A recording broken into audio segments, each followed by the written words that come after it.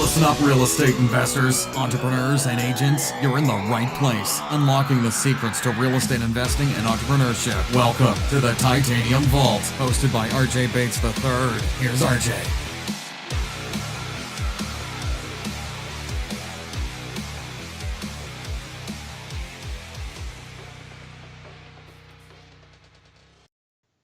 Hello and welcome to the Titanium Vault. I'm your host, RJ Bates. Today I'm sitting down with Joe Evangelisti. Joe, how are you doing? Great, man. Thanks for having me on. Absolutely. I appreciate you taking the time to sit down with us. So why don't you take a second to introduce yourself and tell us a little bit about what you do in real estate investing? Yeah, for sure, man. So, my name's Joe Evangelisti, and from the South Jersey market right outside of Philadelphia. And in the real estate space at this point, my crew is pretty much doing rehab, fix and flips, and some buy and hold stuff. We'll keep about 30% of the stuff that we buy. We'll do some wholesale, and we also own a Remax business, so we'll do a lot of brokerage business as well throughout the year. Awesome. Yep. So I know you've got a ton to share with the listeners today. You're a super impressive guy. I follow you all over Facebook, and we've been friends for a while. So let's go back to the beginning, though, and kind of inspire people. Tell people how you got your start in real estate investing. Oh, man. So going back now, it feels like about 30 years. It's probably about 11, though. So it all started actually back in 2007. I read the 4-Hour Work Week, which I'm sure a lot of people have read that book or at least listened to the audio at this point. And I started reading that book, and I read it like over and over again. I probably read it 25 times. And I decided, like, when I read that book, and back then, like, nobody automated anything. It wasn't like a common practice. Everyone just worked their ass off. Right. And I kind of read the book, and I decided, like, dude, I'm doing this. Like, I'm doing that. I'm figuring out a way to do this. So, and I always loved real estate. I was in the construction business all my life. My dad's been in the construction business. He was a builder, and somewhere in between there, from '98 to '04, I was a builder in the U.S. Navy Seabees, which is basically they're like the land lovers of the Navy. We don't go on ships or anything. We kind of stay on land and operate by airplanes back and forth. But we build on land. And so I've been a builder my whole life. I was in the military as a builder, and I got out of the military, and I decided I wanted to stay a builder. And I was in construction, and naturally I kind of flew into to real estate. And then when I read that book, I was like, man, I got to figure out how to automate real estate. I want to figure out how to make this thing happen, but not only as it's happening. I was kind of trying to figure out how do I make it happen for me, not happen with me. So, ever since my first rehab, I've always been kind of picking it apart and trying to figure out how do I make this thing systematized. But I started doing flips back in '07, and back then when I was doing the flips, I was also a broker. So I always tell people I was living like a Clark Kent Superman type of life, like I was dressing up in a suit and tie, and I was taking people out to see houses, and I was going on listing appointments, in the mornings, and then then I'd come home and swap out my into jeans and t-shirt, and I'd go out to the flips, and I'd be doing stuff by hand and working on the houses and flipping stuff in the nights and weekends. So. I was just grinding, man. I was working, just nights and weekends, 7 days a week, just working 2 different businesses, and just that kind of thing. A lot of people start that way, right? Right. I was making good money. I was doing it, and it was all coming together. It was working, but I was just getting burnt out. Like, I wasn't spending time with my wife, and at that time, and like I guess '09, my first daughter was born, and I wasn't spending time with my daughter the way I wanted to, so I kind of started realizing, like, I got to leverage this thing. I got to figure out how to start building some leverage into it, and that's when I started realizing I got to hire people. I got to start building a team around me. Cool. So let's talk about that a little bit. What was the first hire you made, and why did you choose that to be your first hire? Yeah. So my first hire was actually an assistant. And it's funny, we talk about this now at our mastermind meetings. It's like I would think about 80% of the people that come to us for advice, like 80% of the people that come to us need an assistant as their first hire. That seems to be like the commonality between a lot of business owners, because it frees up a business owner from a lot of the like $10 to $20 an hour work that needs to be done. and it lets you concentrate on your high gain activities, right? So generally that assistant takes all that just junk off your plate. Right. And for a lot of like type A personality, like drivers, like business owners that just want to go out there and like hammer stuff home, like kind of salespeople like myself, that assistant's going to be that paperwork processor, contract, the pushing paper around stuff kind of. And they're taking away the stuff that you really don't want to do anyway. So a lot of times it's going to make you twice as productive. And in my case, it was like I fought it for a long time. I wanted to be an island. I didn't want to have any employees. But once I hired my first employee and got my assistant on there, like she literally, I think she increased our revenue by like 30 or 40% in the first year. And that's when it clicked for me, and I realized, like, holy shit, what was I doing wrong? Oh, my man, am I allowed to curse on your podcast? Yeah, man, you can just say whatever you want. We're all big girls and boys. Yeah, right. So, I was military, so I kind of tend to cuss a lot. But that's fine. But yeah, man. So once I had her on for a year, I think it was within like the first 10 months or a year that she was on board. She had her own assistant. Like we were bringing employees on left and right. It took us about 5 years to go from one employee to something like 28 employees. Wow. Yeah. So when you realized that she increased the revenue by 30 or 40%, was that because you were being a control freak and then maybe you realized you weren't as good at certain tasks as you thought you were? Because I've seen that with myself when I brought people on. I'm like, I thought I was the best at everything, but I really wasn't very good at about 75% of the stuff I was doing. Did you kind of go through that same realization? Oh, dude, for sure. No, so yeah, I don't specifically, yeah, for sure. Like I was horrible at paperwork, right? Like I know that. I know that for a fact. Like I can't follow through with anything. I don't know if you're into Colby exams or a Colby test, if you run your people through that, but I run every one of my employees through that.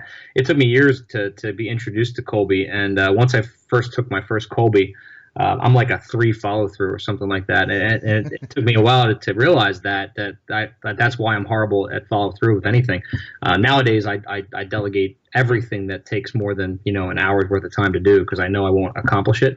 Back then I didn't know that, so when I hired Heather and I realized that I needed that person, yes, immediately it was like, wow. Like you can finish a contract in one sitting. Like it's amazing, So yeah, no, she really made things so much more effective for us because she actually accomplished things when she set out to do them because she had a way higher follow through than I did, right? So yeah, learning about how people interact and the strengths and weaknesses of those people.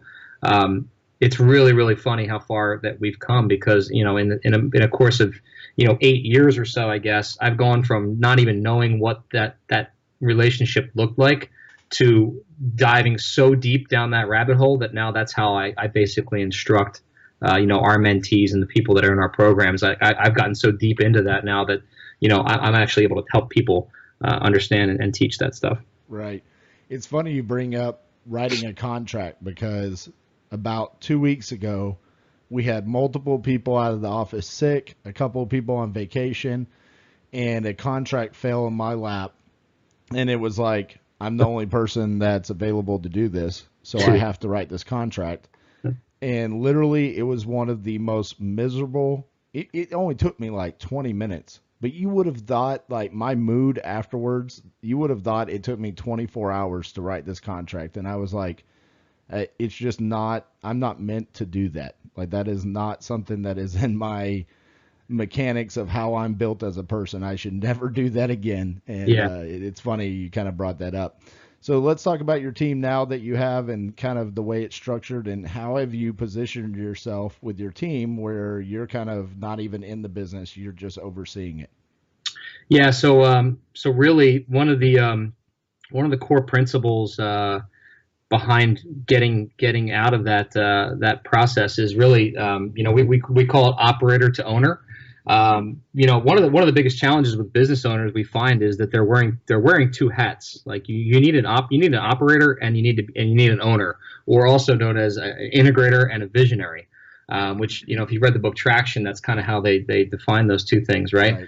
In most small businesses, the owner is doing both. They're operating the business and they're owning the business, and they're trying to create vision, but they're also trying to create the day-to-day, operations. And really, the best way to be successful when you have a business that's scalable is separating those two things into two different people. Mm-hmm. So ultimately, the way I was able to walk away was to define who's going to be the integrator and hire a COO to run the day-to-day operations. But getting back to your first question, you kind of asked how the business is organized.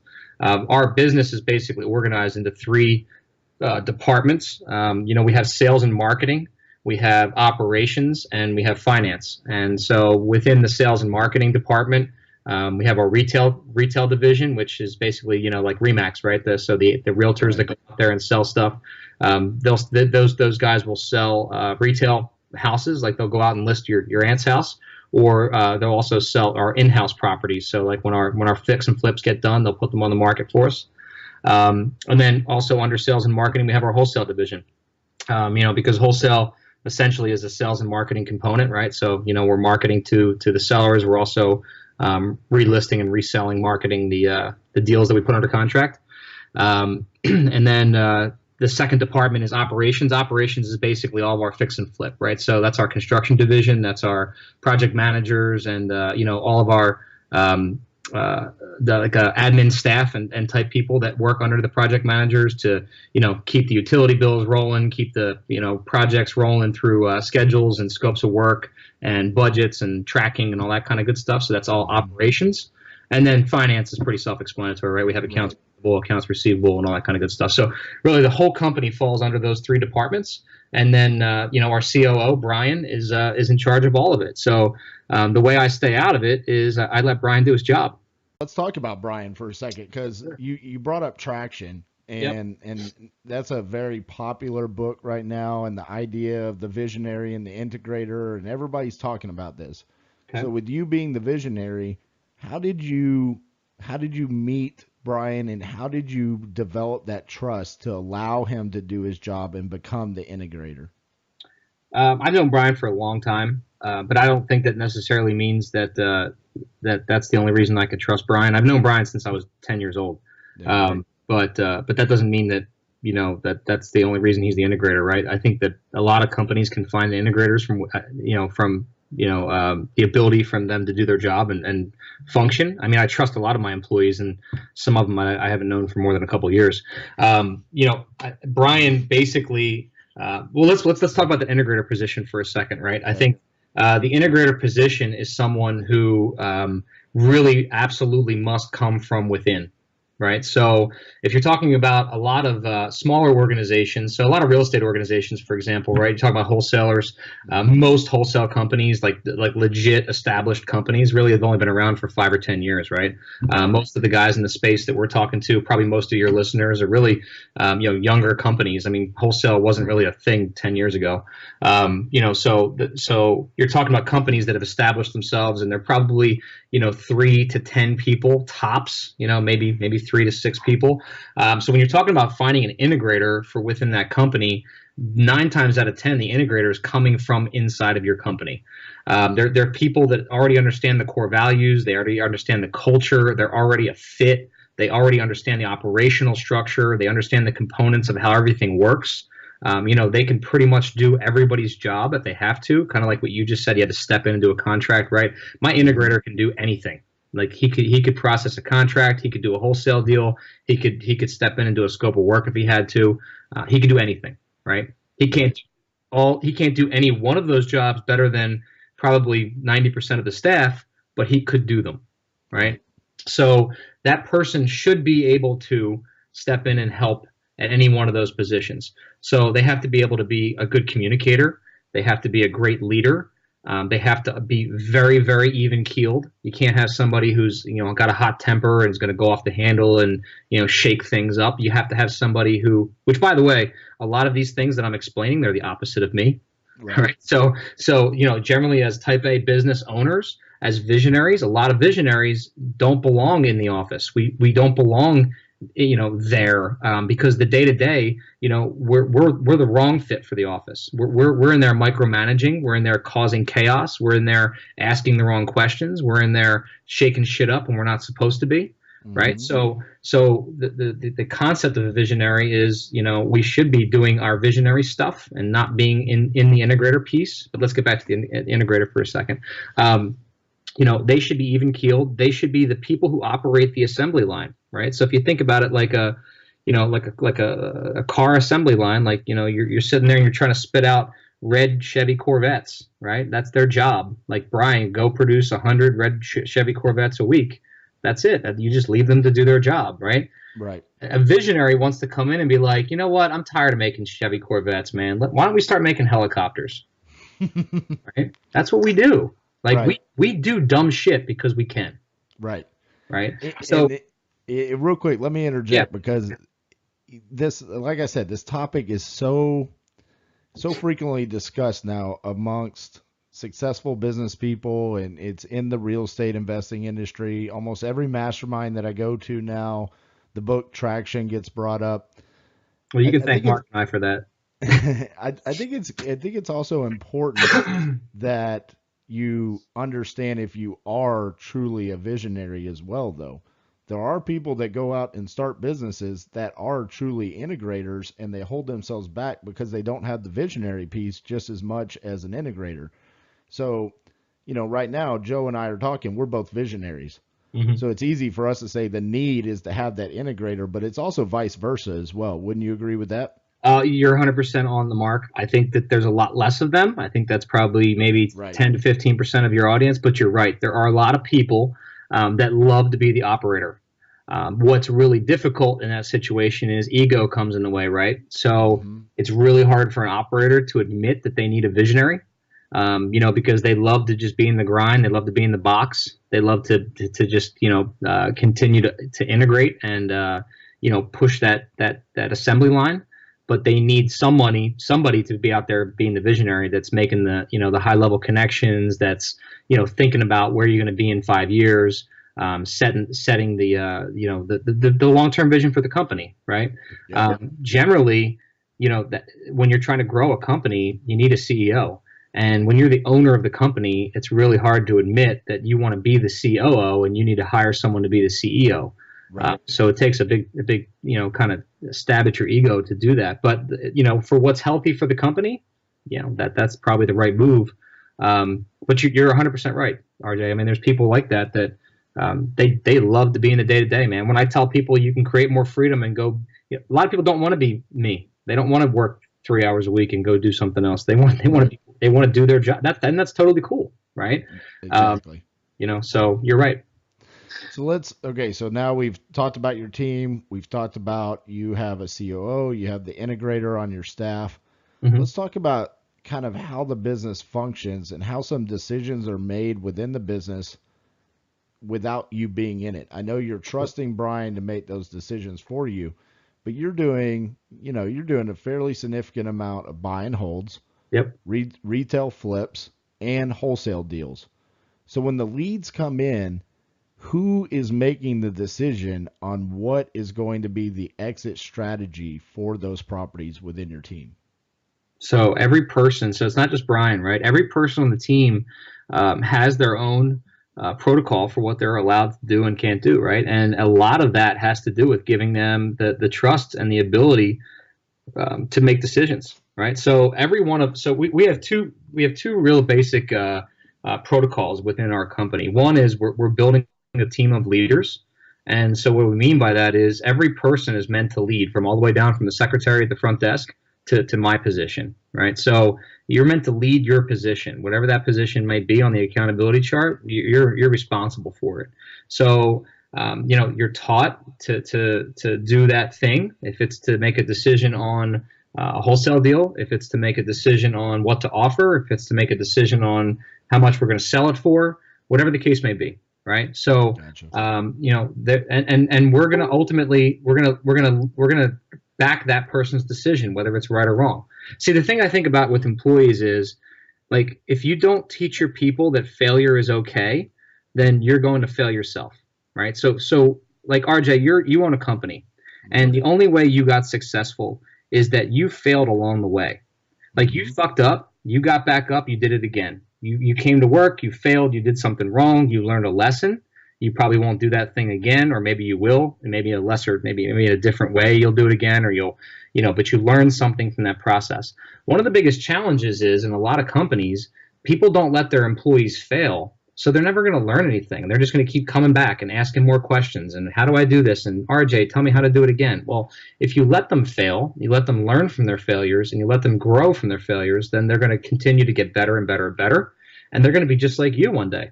They're going to actually, right? It's a healthier relationship. It's a healthier, effectively making them into their own leader of their own position. So what I think is impressive about that is because so often I talk to the CEOs or the visionaries, and they don't want to release control of certain things in their business. I mean, I've literally heard it where it's like, I'll never relinquish control of this in my business. Yeah. And after about spending, an hour to 2 hours with them, you clearly see how that mindset is holding them back 100%. in their business. Yeah. 100%. And it's across the board, just like you said. It doesn't stop there with that CEO. Yep. It translates all the way across to the lowest paid employee in that business. And so, congrats to you for having that mindset and the team that you've been able to grow. I mean, it's truly, inspiring to other people, especially like myself, where I'm at the point now where, yes, we've gotten to a level of success, but we want to take it to that next level. And this is where processes, procedures, and having the right people in the right seat is vital for us to take that next step. And so listening to someone like you and hearing how you've been able to make those adjustments and put the people in the right place and put trust into them. And like you said, just overall developing leaders. I mean, there's not a better way to put that than just everybody on your team as a leader of some sort. That's an amazing just overall statement for your team. Yeah, I mean, listen, and it's not, it's not perfect. It's not, I think there's a lot of these gurus out there that are acting like everything's a perfect, they're talking, they're making podcasts or whatever and talking about everything's, it's not, every day, God knows what happened today at the office. Who knows? Right. But I can tell you that they got better. Something happened and they learned from it. But you know what? I would rather, go to sleep knowing that my team got better than go to sleep knowing that I took 2 months off my life stressing out about whatever the hell they did right or wrong, and they didn't learn because I was micromanaging them. Right. So let's talk about the business itself and the kind of volume that you're doing. How many deals are you going to do, or what's the most important KPI to you? Is it deals or is it revenue, net profit? How do you track what's successful for you guys?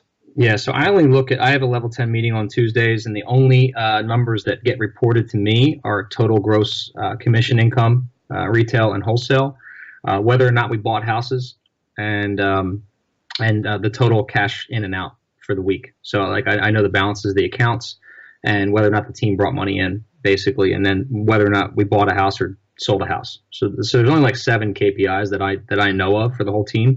But that doesn't mean Brian doesn't have all those KPIs from individual departments, right? So each department has their own L10, and then those numbers get reported to Brian. And then on my L10, we always talk about, if you're on your own island, right, as a business owner, and you can only get 7 to 10 numbers, what would those numbers be, right? So I used to get 20 or 30 numbers, and then I started thinking to myself, why do I care how many appointments my crew went on? Why do I care how many contracts were signed? Why do I care, how many phone calls were made or all that crap, right?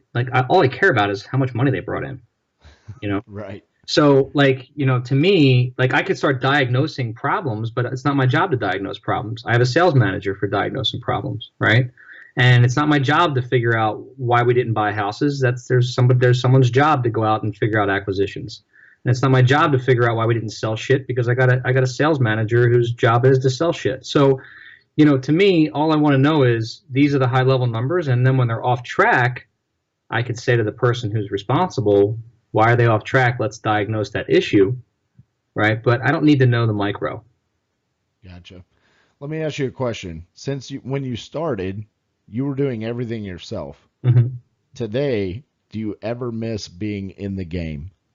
No, I really don't. You know why? Because, and let me tell you why though. First of all, I did it for a long time. I used to enjoy walking the projects, and I still do, occasionally. I'll go through some of the new construction houses only because they're getting built like literally a half mile from my house. We build houses in my town. I don't walk through any of our like rehab houses anymore at all. You know, Brian literally buys them, flips them, and resells them. I don't even know where they're at. And I don't, because I tell you, like I found new levels of like reason for wanting to do what I do. Like, you know, I used to do it because I love the houses. Now for what I do now, I enjoy more the coaching aspect. I love solving other people's problems because, you know, I've solved enough of my own internal, you know, business issues. Now it's like I find more fun in, you know, random business owners calling me and saying I have this issue because it's something different. You know, when you solve enough real estate related problems, you want to start solving like outside related problems. So let's talk about that real quick. You have your coaching program. Mm-hmm. I also know you have your new book out. It's sitting in my Amazon cart. As soon as I finish a couple books that I'm currently reading, it's coming my way. Awesome. So let's talk about what that coaching program looks like and why did you write the book? So I wrote the book, and I was telling you before we hopped on the call here. So the book is basically the last 10 years of how we got where we got. You know, it's a lot of case studies on properties that we've recently flipped. And it's just basically a compilation of, you know, how we built the real estate flip business and put it kind of on autopilot. And like just kind of really, you know, I thought about it like if I was the flipper that I was, you know, 5, 6, 7 years ago, and I was only doing, you know, a couple a year, or I was just kind of getting started in the business, what are the tips and tricks that I would want to know in order to help me amplify it and make it easier on myself? Like what, you know, people always think, they always ask like, if you were me, what would you do to cut the learning curve down? You know what I mean? So I wrote the book to kind of cut the learning curve down, if that makes any sense.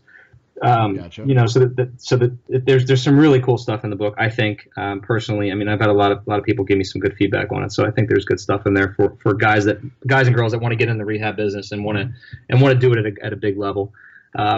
And you don't have to do it at a huge level, but you know, even if you wanted to do 10, 15 a year or whatever, you could do a lot of cool things within the book. But so I wrote a book because my mentor kept saying, just you got to write a book, right? So you know, I don't know if you've written a book, but when you do, you kind of feel like you have to write everything in the first book.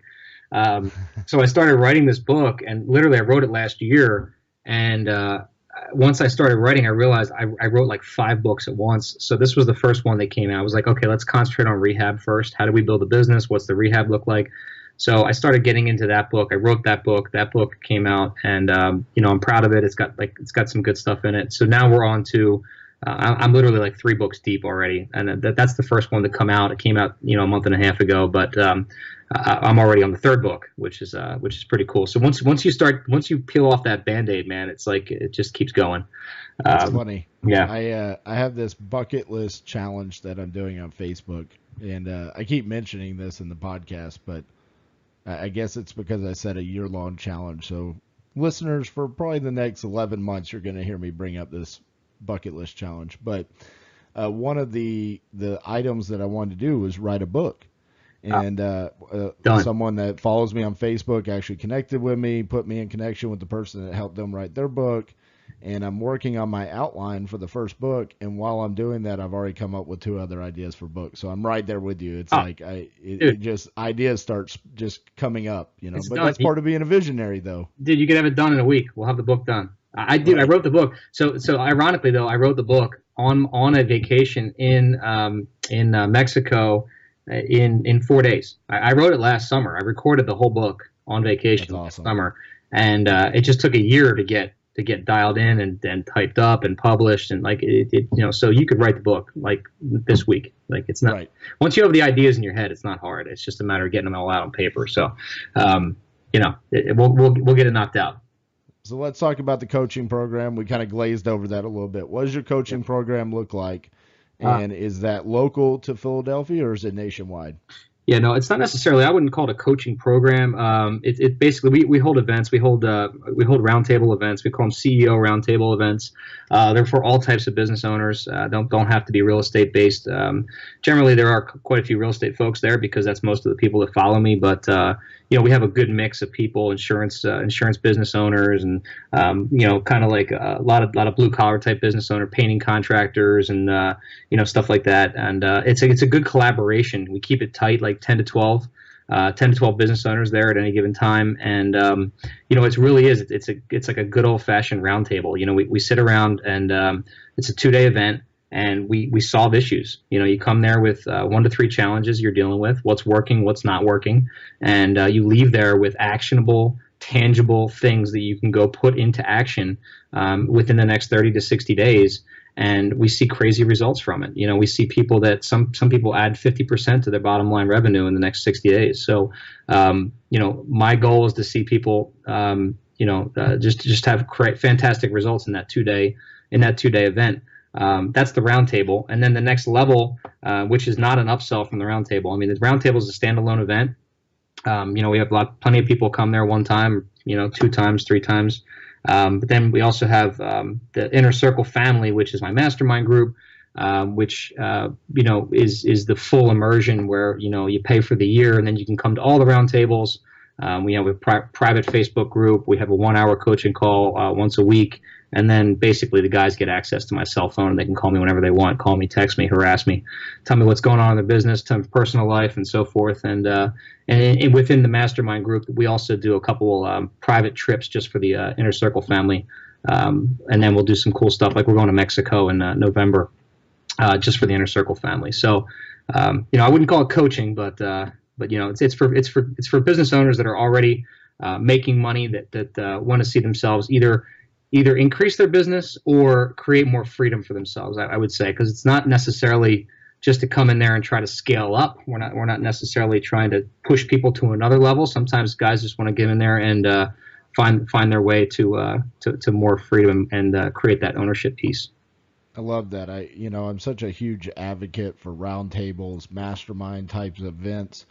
Was there a particular mastermind that kind of inspired you to do this, or was this something that just kind of came about just with your success and the time that you have available and something that you wanted to do, or did this come from a previous experience that you had that elevated your business? It's a spin-off of multiple things. I've been investing for about 5 years now, maybe 7 years now. I've been literally going to everything that I can get my hands on. I spend well over 6 figures a year on myself between multiple mastermind groups that I belong to. I go to all kinds of different seminars and roundtables and hot seats and all this type of stuff. So I've basically kind of blended together all like the best of what I've learned as far as going to these events, and kind of pushed it all into one event. So it's a little bit of EOS training. It's a little bit of hot seat events I've gone to. It's a little bit of, different seminars that I've attended that worked really well. And, I've kind of brought it all together into like, my own personal spin on it. And like I said, we've been really successful. The people that come there get great feedback from it. And, as long as the feedback's great and people are getting a lot out of it, we'll keep doing it. That's awesome, man. Yeah. So let's talk about your why. What is the reason why you do all of this? Yeah, so for a long time I used to say my family, my kids, right? I think that's like the standard answer, which is obviously true, right? I love my family, right. My kids, but I've been more recently, like in the last 6 months to a year, I've started to realize like it's more about building legacy. So for me, it's more about finding other people and helping them build their legacy. Like, I know that sounds cheesy, but, and I'll kind of get a little bit deeper about that. My why has started to become, not only do I want my team and my employees and everyone that's surrounding me to get super successful, but I want their kids to be successful. Like I honestly think when the Evangelisti companies 200 years from now, I want their grandchildren to work for us. I want people to be successful that have no idea who the hell I am, but something that I shared, or something that I helped somebody with, or something that I helped somebody within the mastermind, or maybe it's someone who lives in upstate California that never heard of me 100 years from now is living a better life because of something I shared with their great grandfather. That's what I think about when I think about building legacy. You know, our words and our content, the things we share, like the stuff on this podcast. Dude, there's people listening to this podcast that you'll never meet, but they'll put it into action and they'll do things with it, and they'll be successful as a result. That's building legacy. And you know what? We don't even have to benefit from it. We just have to know that we did something awesome. Yeah, man. Just yesterday, you know how on Facebook Messenger it'll say you have, one new request, which is someone that you're not friends with on Facebook sending you a Facebook message. Yep. I went and read it, and guy asked me, "Hey, I've got a question about this property. What do you think?" And it was a very simple question to answer, and I answered it. And then, a couple of messages later, he said, "Hey, are you going to be at this event?" And I said, "Yeah, I might be at that event. I actually might be speaking at that event."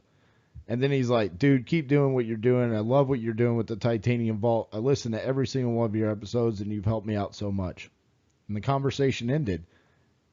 I didn't even know who that guy was. Yeah. I don't know what market he's in. I have no idea how he found out. But that feeling is irreplaceable. It's just one of those feelings of, wow, that's completely unbelievable. And the great thing about it is it's not just me. It's all the people that have chosen to come on here and share their different stories and their strategies and their whys. It's just it's an incredible time. I say this all the time. It's an incredible time to be an entrepreneur because it's so easy to get your message, your story, and your content out there to other people, and just help other people. And like you said, leave a legacy. Our whys are very similar. I actually just did an interview with Corey Peterson's podcast, and our whys were almost identical there. So awesome. I appreciate you sharing that, man. Yeah, man. With that being said, I have to wrap up this interview by saying Joe is a huge Philadelphia Eagles fan, and I am a huge New England Patriots fan. I'm sorry to hear that, brother. And we all know what happened in the Super Bowl, and I'm going to inform Joe of what happened in the Super Bowl. He doesn't actually know this, but... Oh, I was there. I know it. I was there. Tom Brady actually felt so sorry for the people of Philadelphia that he took it easy on you and allowed y'all to taste success for the first time ever. Is that why he dropped the 9-yard pass? Because he felt bad for us? Come on, brother. Oh, man. Listen, brother, you are welcome to Philadelphia anytime you want. I have season tickets to the world champion Philadelphia Eagles, and I would be happy to take you to any home game. So you just come on up whenever you're ready. Well, you know what? I live in Dallas-Fort Worth, and my second team is the Cowboys. Well, none of us want to go to one of those games, so it's all good. And so I might have to come up there and take you up on your offer to go see the Cowboys and Eagles play. Let's go. And the only thing I'm scared of is I've heard some Eagles fans throw batteries at like Cowboys fans and stuff. So as long as I don't get killed, that's I'm fake good. news. That's fake news. That's fake news, bro. All right, man. Well, hey, I appreciate you taking the time to sit down with us and just share your incredible journey. It's almost impossible to get all of the content that you could provide us in this short 30 to 40 minute window, but I think there was a ton of great content there, and like I said, I just appreciate you taking the time. Yeah, man. Thanks for having me on. Appreciate it. All right, man. We'll talk to you soon. Sounds good. Thanks so much for listening to the Titanium Vault with your host, RJ Bates III. For more info and to stay up to date, visit www.podcast.thetitaniumvault.com and on facebook.com/The Titanium Vault. If you enjoyed the episode, please rate and review, and we'll catch you next time on the Titanium Vault.